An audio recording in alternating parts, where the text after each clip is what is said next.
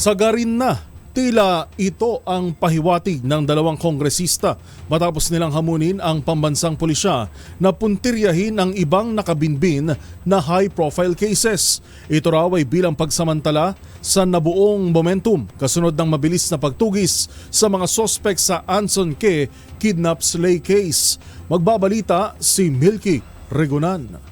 Dapat panatilihin ng Philippine National Police ang momentum para maresolba ang iba pang high-profile crimes na napaulat na nangyari pero hindi pa rin nalulutas hanggang ngayon. Ito ang hamon sa PNP ni Surigao del Norte Representative Robert Ace Barbers at Laguna Representative Dan Fernandez. Ang kay Barbers, ang pagkakahuli sa mga suspects sa pagkidnap at pagpatay sa negosyanteng si Anson K. at sa driver nito na si Armani Pabilio ay resulta ng intensified law enforcement efforts ng PNP.